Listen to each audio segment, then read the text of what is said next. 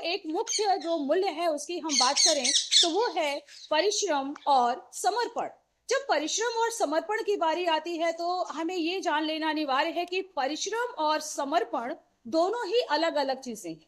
अब हम पहली बात करें अगर परिश्रम की, तो परिश्रम का अर्थ है श्रम, कठोर श्रम। पर क्या परिश्रम करना, कठोर श्रम करना, कोई भी कठोर श्रम परिश्रम के तहत आता है? नहीं, कोई भी कठोर श्रम परिश्रम के तहत नहीं आता है। परिश्रम के तहत वही श्रम आएंगे जो कि हमारे जीवन के लिए अच्छे हैं, जो कि नैतिक है, जिनका करना अनिवार्य है, जो हमारे लिए बहुत ही महत्वपूर्ण है। अनावश्यक अगर परिश्रम किया जा रहा है जिससे हमारे विचारों को, हमारे कार्यों के लिए जो उचित नहीं है, तो ऐसे कार्यों को कभी भी परिश्रम के तहत नहीं लिया जाता।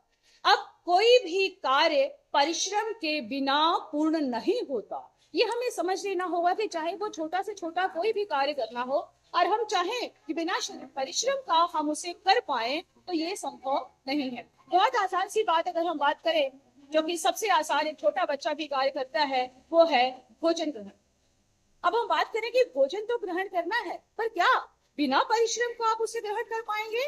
नहीं। आप सोचें जरा कि जब आपको भोजन ग्रहण करना, चलिए आपको किसी ने बना बनाया भोजन भी आपको दे दिया, वहां आपको बनाना नहीं पड़ा, परिश्रम नहीं करना पड़ा, पर क्या आप उसे खा पाएंगे? क्या आप उसका रसास्वादन कर पाएंगे? नहीं।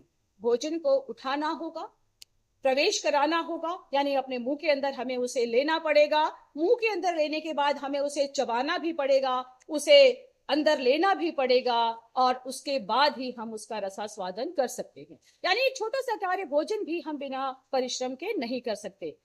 परिश्रम के साथ साथ जो दूसरी बात आती है वो है समर्पण। तो परिश्रम और समर्पण दोनों साथ साथ चलते हैं।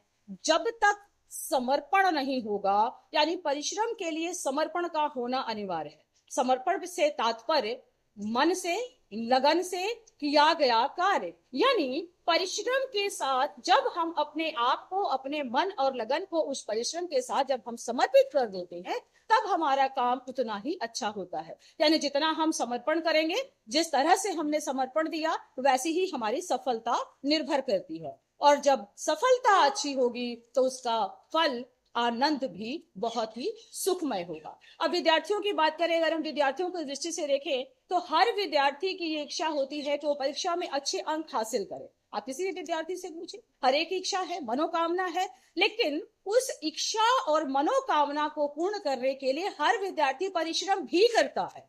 पर परिश्रम हर विद्यार्थी का अलग अलग होता है। उसमें क्या है कि समर्पण कितना किया, यानी पढ़ाई तो विद्यार्थी ने की सुबह से शाम तक, पर कितना मन से किया, कितना लगन से किया, किस तरह से किया, उसके आधार पर ही उसके अंक निर्भर होते हैं।